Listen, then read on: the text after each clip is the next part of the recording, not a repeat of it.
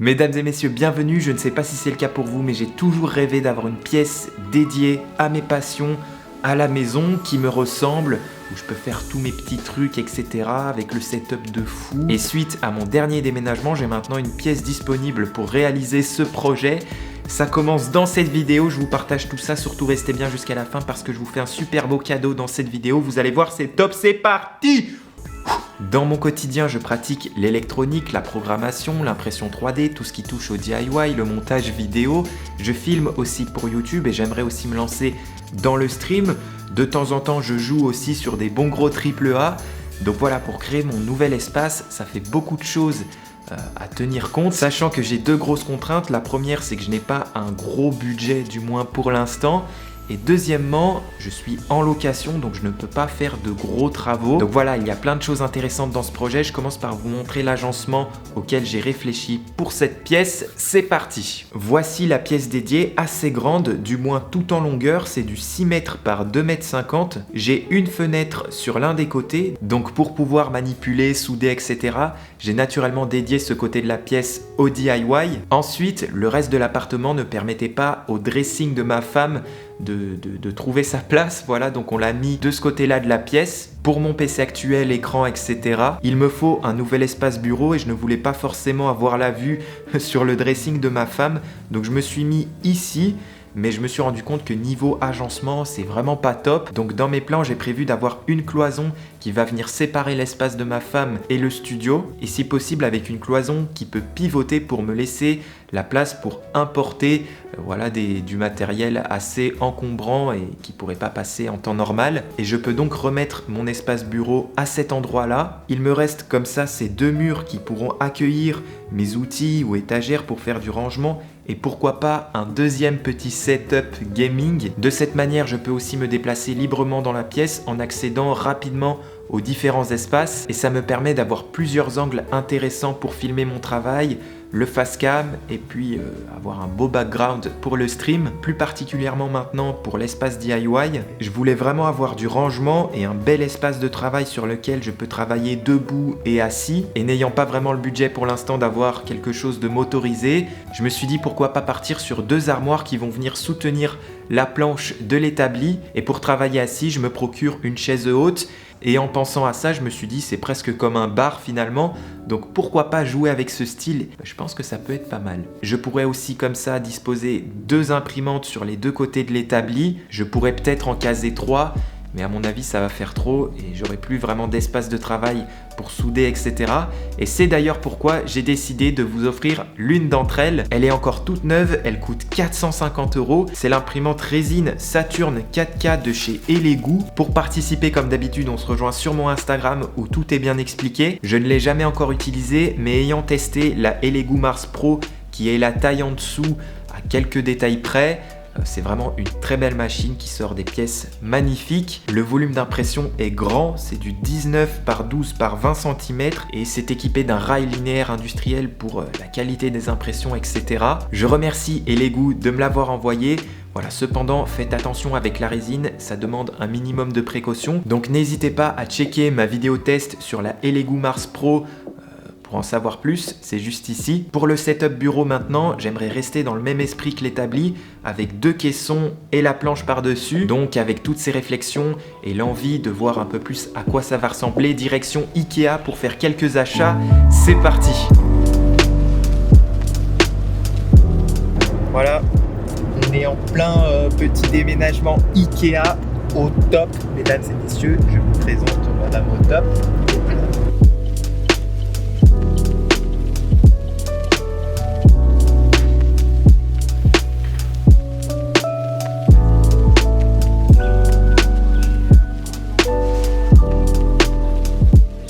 Finalement, en revenant d'Ikea, j'ai trouvé mon bonheur et voici ce que j'ai acheté. Deux caissons Alex en noir avec une planche avec revêtement style noyer que j'ai eu d'ailleurs au bon filon pour seulement 50 €. Donc si vous allez à Ikea, surtout n'hésitez pas à y passer. Il y a souvent des petites pépites comme celle-ci. Une fois montée, ça me fait pas mal de rangement sur les côtés. Concernant l'établi, j'ai récupéré ces deux armoires, il me semble, pour enfants avec les portes en noir.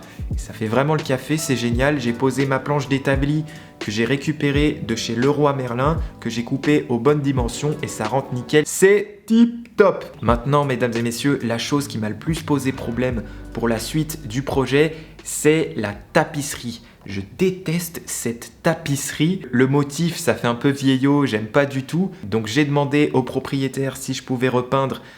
Mais voilà, l'inconvénient, c'est qu'il faudra repeindre en blanc si on vient à déménager. Je ne sais pas trop comment ça va rendre, etc. Donc après mûre réflexion, j'ai finalement pris la décision de faire quelques trous dans le mur en achetant des tasseaux en bois en guise d'ossature et d'ajouter par-dessus du placo BA13. C'est pas cher et surtout ça me permettra d'avoir une surface bien lisse et je peux faire ce que je veux avec la couleur, etc.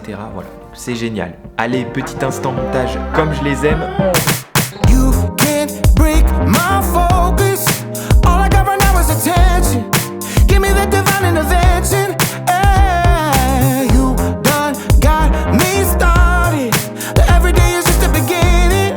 Ticket to the bank, now I'm winning. Oh, oh, oh. Call me crazy, tell me lie.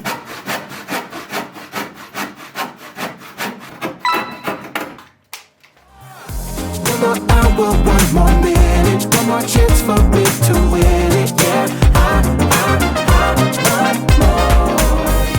Every time I dream. Voilà, le placo est posé et j'avoue c'est le gros chantier. J'ai fait le minimum de trous possible et puisque le placo ne passait pas entièrement dans l'ascenseur de mon appartement, j'ai dû le découper et le rafistoler par la suite.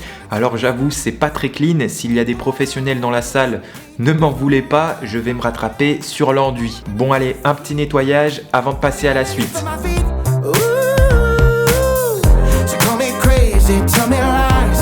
It won't stop me, watch me rise. No more anchors holding me down. 'Cause all I need is more. One more hour, one more minute, one more chance for me to win it. Yeah. Pour l'enduit, j'ai commencé avec celui-ci tout préparé, mais c'était très loin d'être suffisant, donc je l'ai fait moi-même par la suite.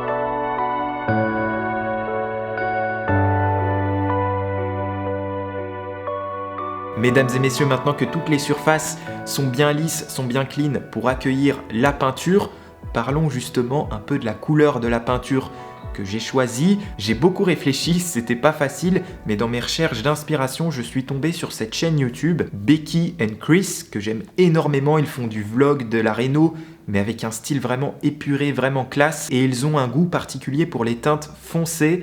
Et je trouve ça magnifique. Ils utilisent notamment un espèce de bleu anthracite qui tire un peu vers le vert comme ça. Je me suis totalement laissé influencer. J'ai acheté la même peinture qu'ils utilisent. En plus, elle fait aussi primaire, donc j'ai fait le choix de ne pas mettre de sous-couche sur mon BA13. Et j'ai vu aussi que d'autres youtubeurs se sont fait un peu influencer par cette couleur, entre guillemets.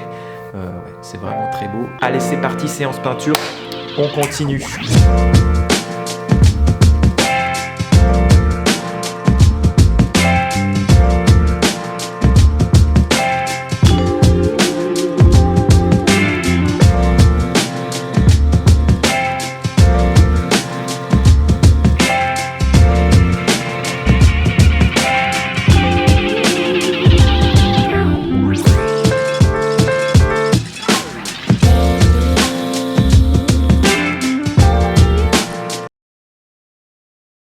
Bon, plus de batterie pour terminer le timelapse, c'est pas grave, regardez, j'ai quasiment terminé la première couche de ce mur.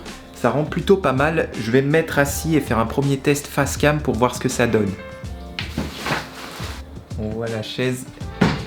Voilà ce que ça donne, même s'il n'y a pas trop de déco. Je peux déjà tester avec la colorimétrie que j'ajuste sur mes montages et je pense que là, avec celle que j'ai déjà mise en place, ça fait un fond assez noir et c'est pas tellement ce que je veux. Donc je vais ajuster un petit peu tout ça. Mais ça sera dans un prochain épisode, donc surtout n'hésitez pas à vous abonner pour ne pas rater la suite. Et je termine cette vidéo en répondant un peu à vos questions. Petit moment avec la communauté, c'est important. Alors ça m'a fait rire, Ronan007 me demande « Oh, en fait, c'est quand ton anniversaire ?» Et c'était hier, au moment où il m'a posé la question. Donc... il a vraiment eu de la chance sur ce coup-là. D'ailleurs, merci pour vos messages, ça me touche beaucoup. Vous êtes au top. Raphaël me demande, comptes-tu collaborer avec un autre youtubeur dans un prochain projet ? Alors oui, totalement, et c'est prévu, donc restez bien connectés. Ashtorot, je sais pas comment ça se dit, penses-tu dans un futur proche ou assez lointain ouvrir un Fab Lab ? Alors non, pas du tout. J'aime beaucoup les Fab Labs, hein. D'ailleurs vous me posez beaucoup de questions par rapport aux Fab Labs. Je trouve que c'est excellent pour découvrir entre guillemets l'impression 3D. Moi c'est comme ça que j'ai découvert l'impression 3D à mon école d'ingénieur. Zendama me demande, est-ce que tu envisages de concevoir ta propre imprimante 3D ? Alors non, pas du tout, je trouve que les marques le font déjà très bien. Après c'est sûr qu'avoir sa propre marque c'est hyper stylé. Par contre j'ai une idée de projet, notamment pour animer mes futurs live Twitch. Il y a le principe de construction d'une imprimante 3D, vous allez voir, je vous garde la surprise, ça va être trop drôle. Birdie5 13500, salut à Brège, je me demandais si tu avais de gros projets en préparation en rapport avec YouTube ou autre chose. Alors oui, totalement. J'ai un gros projet entre guillemets que j'ai démarré même avant la chaîne YouTube il y a plus d'1 an. Ce projet je l'ai mis en pause fin 2020 parce que je voulais plus me consacrer à YouTube. Et ce projet je vais bientôt le reprendre après avoir terminé ma formation sur Fusion 360 d'ici le milieu d'année. J'ai hâte de vous montrer ça, je vous garde la surprise. Mais ça va être vraiment chouette. Général Gams, quelles sont tes premières créations ? Alors je pense que une de mes premières créations dans l'univers du DIY, ça a été de créer mon propre drone. D'ailleurs, je ne l'ai toujours pas fini, il est dans une caisse. Loulou57, comment as-tu découvert ce domaine impression 3D électronique ? Je pense que c'est tout simplement le goût pour la customisation. En voulant faire mes propres projets, j'ai fait face notamment à l'électronique, donc c'est comme ça que je m'y suis mis. Pareil pour le développement d'applications, de sites web, etc. Voilà, c'est terminé pour ce petit moment FAQ. J'espère que vous avez aimé cette vidéo. Surtout, n'hésitez pas à la liker, à la partager, ça m'aide énormément et ça aide à la faire remonter sur YouTube. N'oubliez pas le petit concours sur Instagram. Il y a mon lien aussi Twitch que j'ai mis en description si vous voulez déjà commencer à vous abonner. Ça arrivera bientôt. Allez, d'ici là, prenez soin de vous. Vous allez voir, la suite va être excellente. Ciao!